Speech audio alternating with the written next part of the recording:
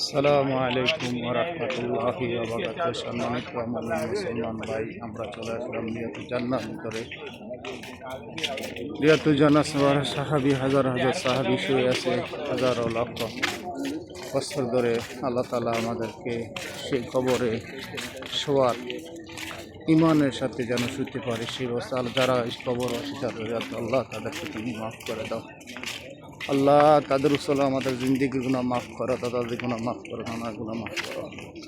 আল্লাহ আমরা একদিন চলে যাব এই কবরের ভিতরে।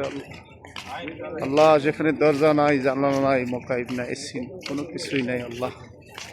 আল্লাহ জানি না এই কবরে কীভাবে থাকবো। আল্লাহ তুমি আমাদেরকে ইমানের সাথে মুক্ত করিও। আল্লাহ আমাদেরকে সকল গুনাহ আমাদেরকে মাফ করে দেও। আল্লাহ যাদের আব্বা আম্মা দুনিয়াতে নেই তাদেরকে তুমি মাফ করে দাও। আল্লাহ বংশের যারা সকল ভাই বোন সবাইকে মাফ করে দাও। আল্লাহ যারা সুস্থ সুস্থতা দান করে দাও। আল্লাহ এই জান্নাতের বাগির ভিতরে আসলাম।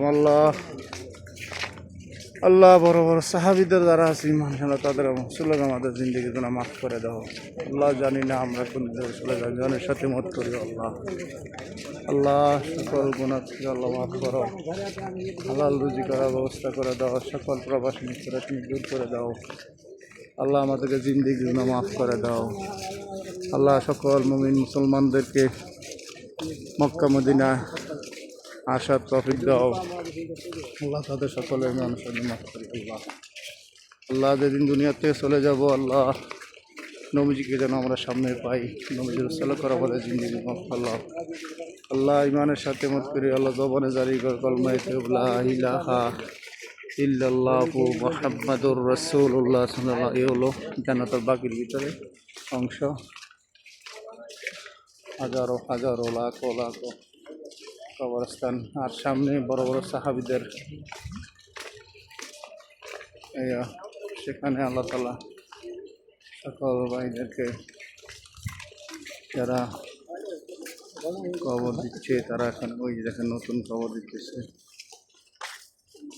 পিছিয়ে অনেক বিরাট লম্বা লাইন, এখানে সবাই আসতেছে সিরিয়াল ধরে ধরে। মসজিদের নবী থেকে 366 নম্বর গেটে দুইটা উপরের দিকে আসলে সবাই জান্নাতুল বাগের ভিতরে আসতে পারবেন। সবাইকে তৌফিক দান করেন আল্লাহ তাআলা।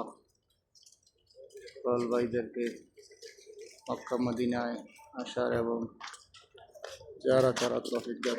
আসসালামু আলাইকুম। এই নিয়ে আমি এখন বিদায় নিচ্ছি। আসসালামু আলাইকুম রহমতুল্লাহি থেকে।